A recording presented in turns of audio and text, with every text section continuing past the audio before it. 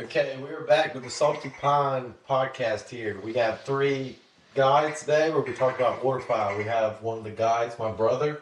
We have an outfitter owner, Carl Wayne, and we have another guide, Joseph Smith. Today we're going to be talking about waterfowl hunting in eastern North Carolina. So today I just want to first start off by saying how the season went last year and what y'all expect for the upcoming season and y'all's plans going forward. Who wants to start off? Yeah. I think Ryan should start it off. Right, go ahead. Talk about it. I mean, last year was a pretty phenomenal year. I mean, the freeze really, we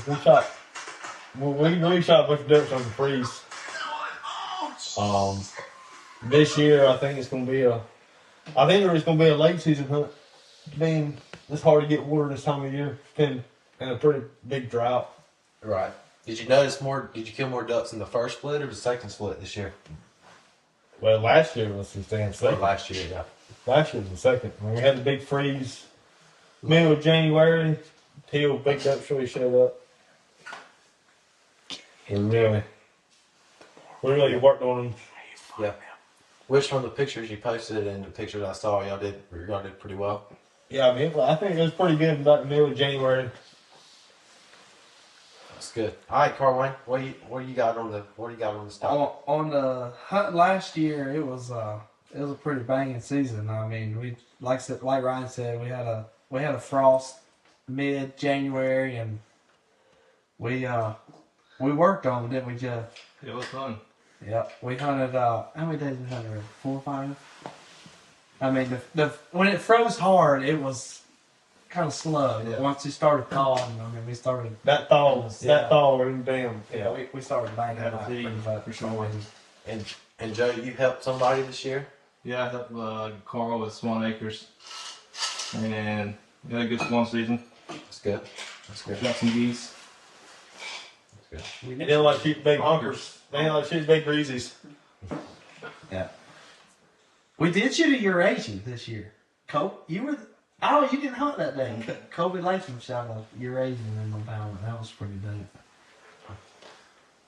I remember the best hunt I had all year was that Christmas Eve. Oh, yeah. Yeah, that was pretty banging. That was a 5-man Yeah. by 7:30. Yeah. Straight vision, teal. Yeah. Yeah, walls. Yeah, walls. Yeah.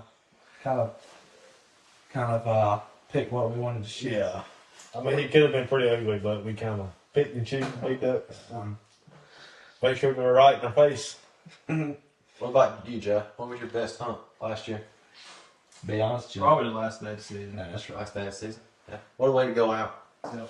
We had a 6-man by He's early. 8:30, 9 o'clock, and it was 65, 70 degrees with the wind in our face. Yeah. So the new thing coming out, I saw on Wildlife. Do y'all I see where they changed it to a 4-man load of pintails. Y'all like that, or Either we're going to kill them or not going to kill them.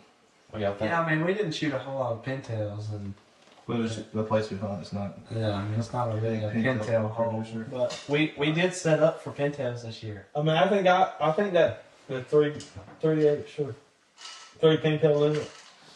I think that's going to pretty help me. Yeah, I mean, you shoot you out. In my situation, I think I don't be able to kill a few more pintails. Yeah, I mean, That's just we me. hope we shoot some more pintails, but We'll shoot some sprigs. yeah. Yeah. If I can hit them. Yeah, Brandon, we need to. I mean, We'll get there. Brandon, I mean, you've had them 20 yards about telling decoys and you can hit them. It's okay. Look cool while I'm doing these songs. I mean, it is what it is.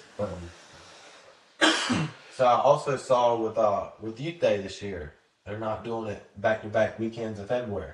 They're doing one after the first split, one after the second split. Yeah.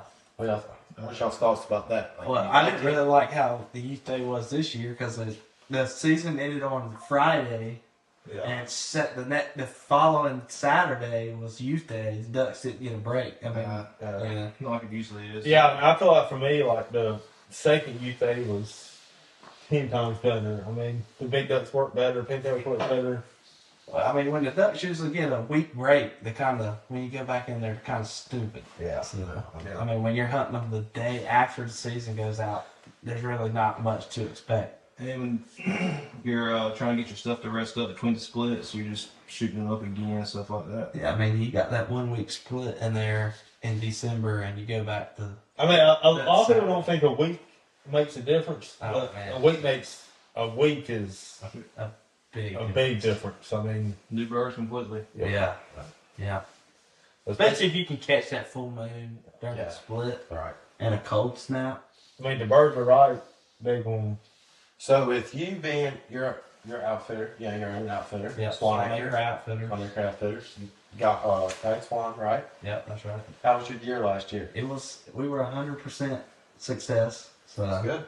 can't complain. And about that. it was quick. It was quick. There was one day I think we hunted 8 people, 2 separate groups, and it was foggy that morning, and we ended up splitting the groups up, and we thought it was going to be slow. It might be an afternoon hunt, and so we split the groups up about 30 miles apiece. I think they're 30 miles apart, and I took one group, and my other guy Gage took another group, and he was texting me the whole time, and as soon as he shot his swan, I think he had 5 guys with him, and I had 3 with me, and it was like the same time we were both. Even the side of the lake that morning. No, I went on the other side of the lake. He hunted in Swan Quarter, and we hunted in Fairfield. And as soon as I think it was foggy that morning, and as soon as fog cleared, it was quick. It was real quick. But I mean, Joe hunted a couple times with me, and it was pretty quick with Joe, and I think Ryan hunted a few times, and it was a pretty quick. It was quick. I know I've carried a party this year. We went and set it up, and we weren't there 5 minutes, and the damn swan started flying. We had our damn 2 birds, and by 15 minutes. Yeah. So you said Joe helped you last year for the first time, right? Yeah, Joe. Last year was Joe's first year. How was your experience the first year, and what'd you think about it? Good. It's good. Definitely want to come back.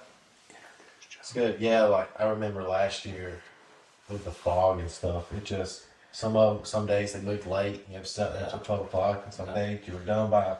We did a lot of afternoon hunt last year. It was the first time I've done that. But I mean, the afternoons worked out, better last year than what we usually do. And I was fine with hunting the afternoons, especially the way it worked out. We had early frost, and we had frost, and then we had fog, and so swan didn't start moving till late. So that's the good thing about hunting swans in the fog. I mean, you ain't got to get up at 4:30, 5 o'clock to go hunt them. I mean, you can go hunt them mid-morning, and you can kill your swans in and then you're an hour and a half. The coolest thing for me is so many people apply, and people from all over the world and country come to Eastern North Carolina just to kill a swan. Just to shoot.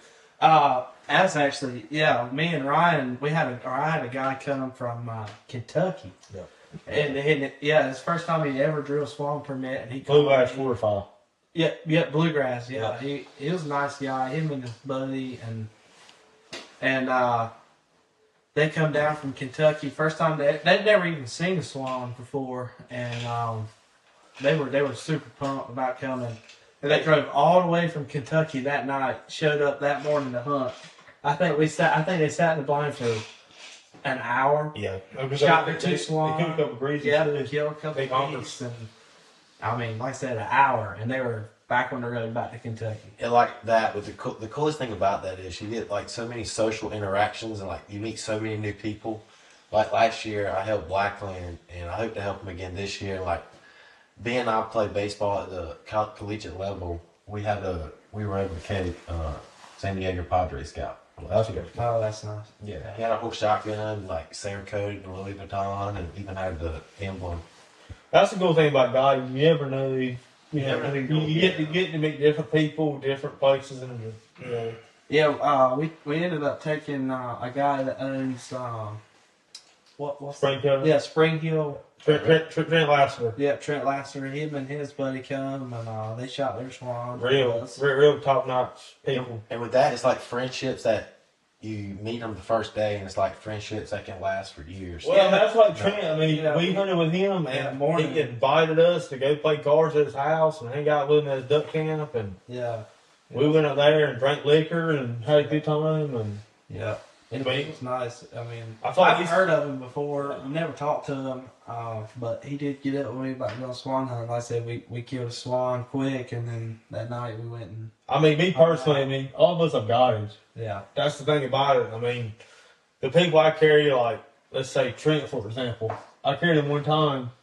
and, you know, I feel like we got a friendship, like we call him. I got his phone number, we click. That's the thing about God, you meet new people.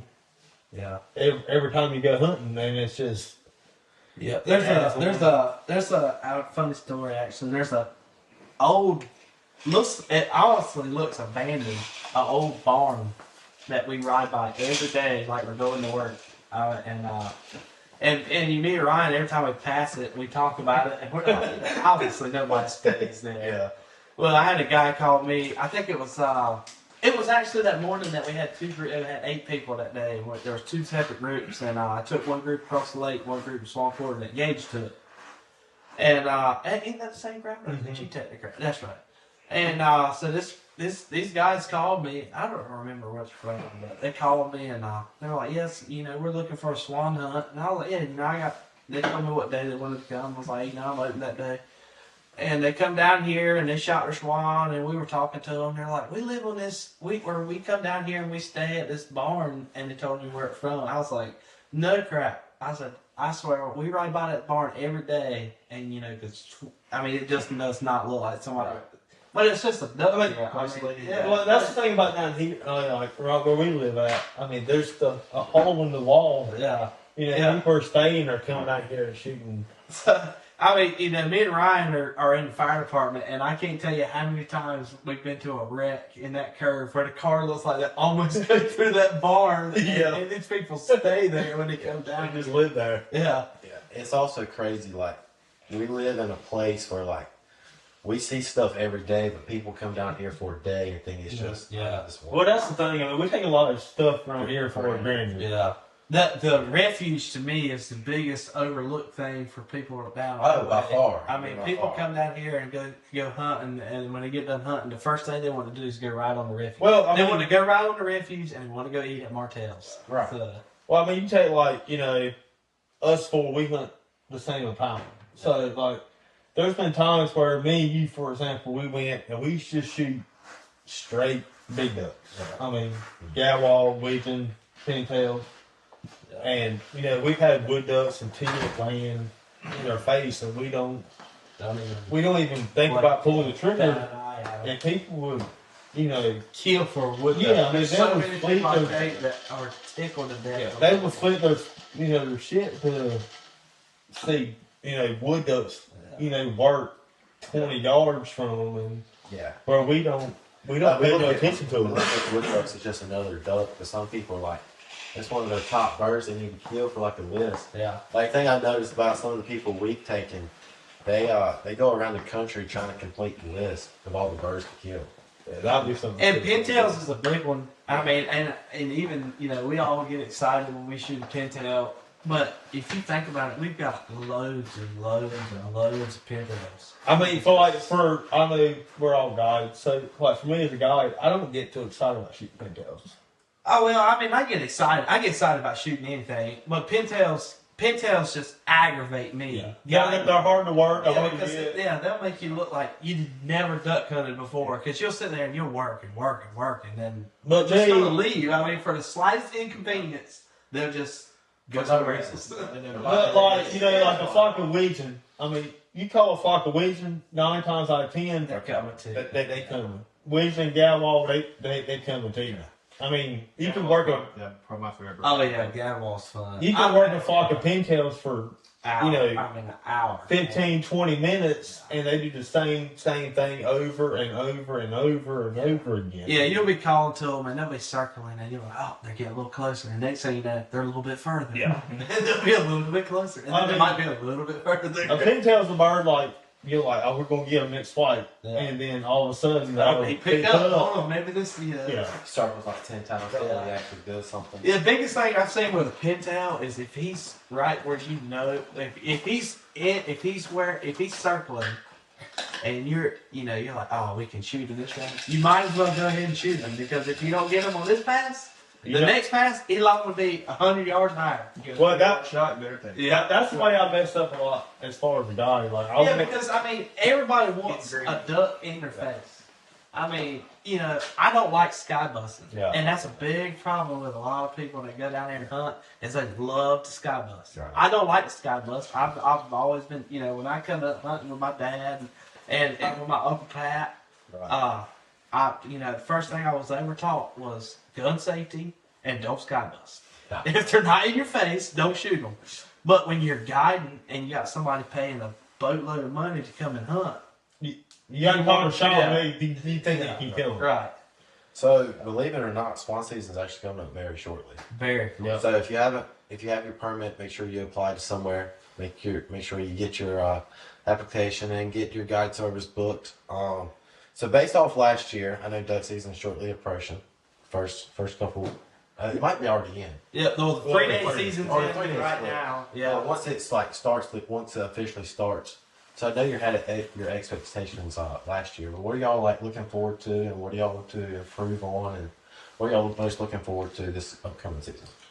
I mean, me personally, I've got a 1.5-year-old lab.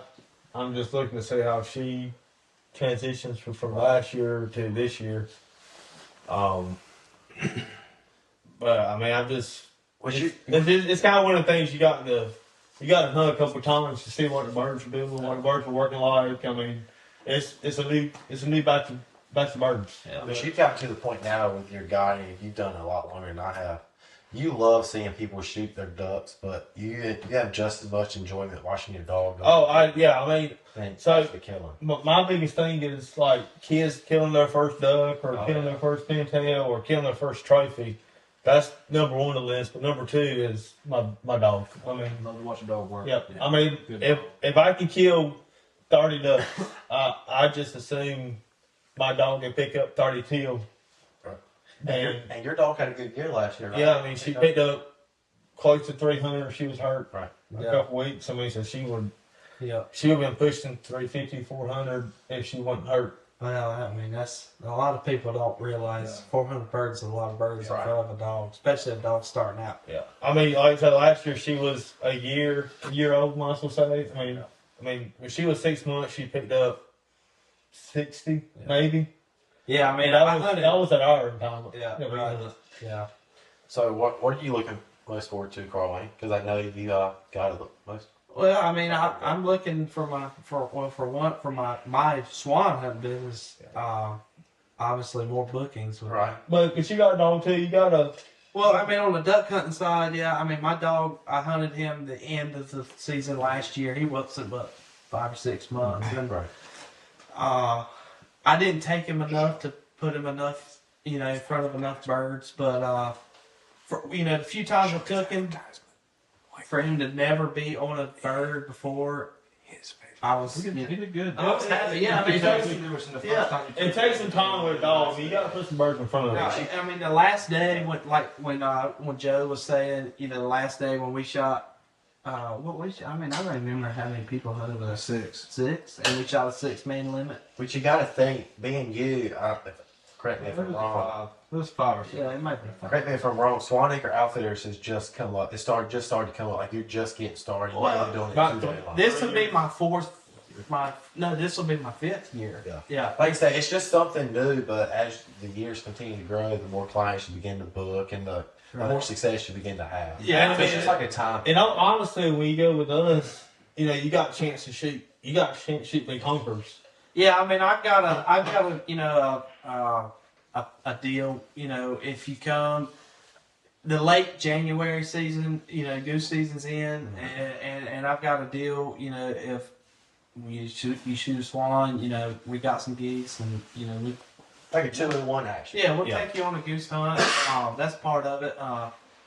My big thing is I like big parties. I like to hunt big parties, and I cut a deal on people for bring me 4 people or more than 4 people. Right. So I know some people like to hunt together, but if you bring me 10 people, obviously I can't put 10. But the good thing about it is the way you get, if you can apply for your swan permit as a party. You get, I think it's 4? Ain't it 4? Yeah. 5. Yeah, 4 or 5. 4 or 5. yeah. So I mean, if you apply for, And you're more likely to get drunk. Yeah. that's right. If you apply for a party, you get a better odds of getting. The big thing with the Oh. swan permit is if you get one, if you get one this year and you shoot your swan, please Do the survey. fill out the survey. Yeah, survey's a That's big big. part. Yeah. 'Cause If you don't fill out the survey, you won't. you're be not able going to get one for at least 3 years. Well, that's what happened to me. Yeah.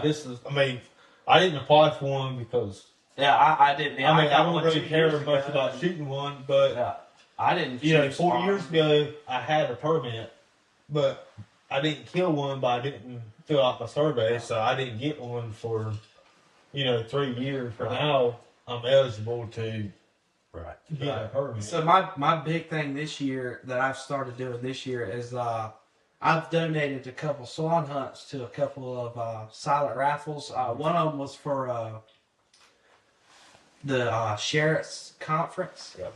I donated a swan hunt there, and then I donated a swan hunt for what was that? What was that for? It was not a charity. It was some kind of charity. I donated a hunt for that, and I had one guy that bought the swan hunt for the charity. That he did not get a swan permit this year, which I told him, I said that that you bought that hunt for whenever you draw a permit. So if he doesn't draw one for 5 years, when he draws one in He'll 5 be able years, to come and hunt he's that gonna be able to come. Yeah. And hunt Well, that's the other thing about us. I mean, yeah, I mean, me and Ryan farm, and this guy is a big soybean specialist. Yeah. And so we deal with him a lot. Right. So yeah, it was a good thing because we know him well. The permit the hunt that I give to the sheriff's conference, a young boy got that hunt, and him and his dad both got a permit this year, and I'll be taking both of them January, no cost to them. Well, they obviously they bought. they won the. They won the one free hunt from the sheriff's conference, and his dad ended up getting a swan permit too, and But you mean that? I mean, that makes me happy because they told me how happy that boy was when he won that. well, that's what I was swan about to say. I mean, Yeah, it makes more to me if a kid Right. can go out and kill something Right. they want to kill. Right. Like that, Yeah. And his dad called me as soon as they won it, and he Yeah. told me how happy that little boy was. Right, And that 'cause- just that made me. Because even though I'm much younger than y'all, like I've still gotten to the point now where when I go out, I'd much rather see somebody else shoot something and them get excited about it for the first time Right. Well, than that's- me going and shooting that's something the way I all am. the time. I enjoy helping people out. I don't even sit with hunters. I'd rather let Joe and Ryan take people for me. You're like the business side of it. Yeah. The guy, Yeah, that's right. Yeah. Well, I mean, but even me as a guide, I mean, I kill enough stuff to. I'd rather have a little 9, 10, 12-year-old go kill You've had your their first pintail or their first fawn or their first goose. I mean, that gets me more adrenaline rush than anything. So if you're interested in booking with Swan Acre Outfitters, they are located in Swan Quarter, Eastern North Carolina. Contact Carl Pugh. We'll list his phone number down below in the comments or in the bio below. And it's a great group of guys, very, very well respected and very, you just care about your hunters. And we also got a Instagram page, Swan Acre Outfitters, And a Facebook page. Facebook page. Yep. And I'm sure y'all will be seeing a lot of Joe and some Ryan and some of Gage and. So before we leave or finish this podcast, I just wanted to ask each of you, what is like one piece of advice that you would give to people coming in to hunt with your outfitter? Like what is stuff they might need to bring, or like what are the expectations as they arrive? The first thing I'm gonna stress the most is gun safety. Yes. Right, that's important. Yeah, that's number one. I want to look out. Well, number one, my guides. Mhm. I want to look out for the hunter. I want to make, they're paying to come and hunt. So obviously I want them to have the best time they can have when they come. But at the same time, I want them to look after my guides. Right, because some people, like, we've grown up around it, but some people are just getting into it. They don't know it as much as we do. Yeah, right. And it just serves as not only a teaching point, but a way to get better and to be able to be more educated. Yeah. in the Yeah. sport. Well, you say gun safety. I'm all about safety in general. Yeah. Right. I mean, like I've got a retriever. You got a retriever. My main goal is to keep everybody safe. Yeah. I mean, gun safety is the main, but you keep, just remember where you're shooting at. Yeah. I mean, because, if my dog's out there picking up ducks, I don't want you shooting over my dog or shooting. I mean, I want you to know your surroundings. It's the Always big pay thing. attention what's on the other side That's of what right. you're shooting at. That's right. What would you say, Joe? What would be your one piece of advice coming in? Probably safety too, I guess. Okay. Yeah. So I mean, I think safety and like, safety's number one thing. as far as like, if you're going with a guide, listen to your guide. Yeah. I mean, if your guide says keep your head down, like as far as swans, geese, ducks, or anything, if your guide says keep your head down, be Keep your still, head down. Yeah. They're your best bet in being successful Yes. in that phase. yes, I mean, your guide is not going to ruin your hunt. yeah. Right. I mean, Right. He's there to help you. I mean, he's there to make sure that you have the best time possible. I mean, That's not right. to say your guide. I mean, he's lived down here. I mean, he knows sleeps. the He knows the He area, he sleeps. knows how the birds work. Right. Yeah, he's been around this whole life. And my guides, they put a lot of time and a lot of effort into this to make Right. it a good hunt. And so, the least you can do is if he says keep your head down, keep your head down. My one big thing is respect. Yeah. I mean, Oh, down yeah. here, Yeah. you have to have respect for your guide, because they know what you're talking about. They know what they're talking about. And to have the respect to listen to them and be able to know what they're talking about and trust them. Yeah. Well, I mean, that's like us. When we went to Kansas, all of us went to Kansas last year. Yeah. Hunting out there is different than hunting here. Oh, yeah. So, I mean, we listen to them like, we want our guys to listen to us hunting out here because this is where we live, this is where we hunt. yeah, it's hard to transition that power to somebody It's hard. that you don't know. It's hard, but you got to do it. Yeah, but I mean, their hunting is totally different Right. than ours. It's just a different way to do it. Well, But you need to put your trust in your guide. Yeah. on this podcast, I really appreciate y'all coming. Yeah. It was really fun talking about how the birds are moving, the expectations y'all have going into this year. Like I say, if you're interested in booking a hunt, go to Swan Acre Outfitters. Carl Pugh is your main guy that you want to talk to. They have us on all social platforms. They have a Facebook and Instagram page. Just reach out, contact them, and they'll be more than happy to put you on some birds for you. So that is this episode of swan hunting and waterfowl hunting on the Salty Pine. Thank you for listening. That was pretty.